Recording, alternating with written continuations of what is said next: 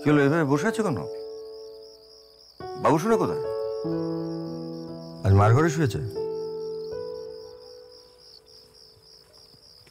আর জানো, একটা কাণ্ড ঘটে গেছে।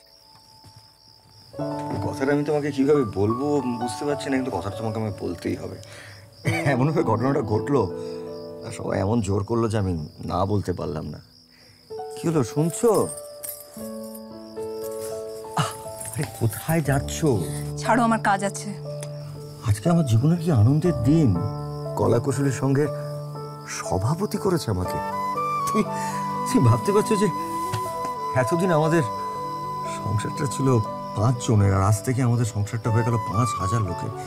এতে সব দায়িত্ব, ভালো মন্দ সব আমাকে দেখতে হবে। কি তুমি খুশি নাও? আমার আবার খুশি। তোমার খাবার দিই। শোনো শোনো শোনো, কেন এমন করছো? কেন এমন করছো?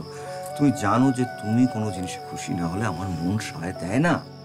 সাই, সেটা তুমি ঠিকই পেয়ে আসছো, সব সময় পেয়ে আসছো। 5 জনের সংসারের কথা তো তোমায় ভাবতে হবে না? তুমি 5,000 নিয়ে ভাবো। কেন এমন করছো? আচ্ছা তুমি বলো যে আমি সংসারী নই? বাবু, বুড়ো, তুমি, মা, তোমরা ছাড়া আমার কি আছে বলো?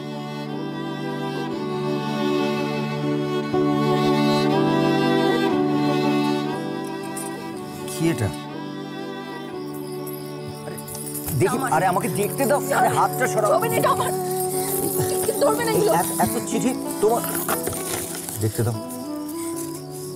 নিও না তুমি ওগুলো, আমার চিঠি আমাকে ফেরত দাও। আমাকে পড়তে দাও আমাকে।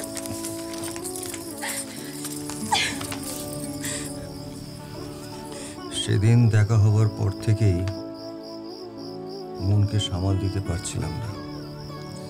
মনে হচ্ছিল কে তুমি? আমার কি অনেক দিনের পরিচিতা, নাকি জন্মান্তর ধরে আমি তোমাকেই খুঁজে চলেছি? সকাল থেকে মন বলছিল আজ যদি তুমি সত্যি সত্যি আমার বাড়িতে আসো, আমি তাহলে প্রাণ ভরে তোমাকে দেখব।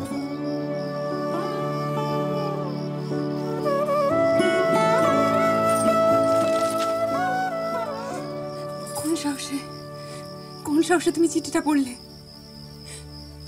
কোনো অধিকার নেই তোমার এই চিঠিটা পড়ার।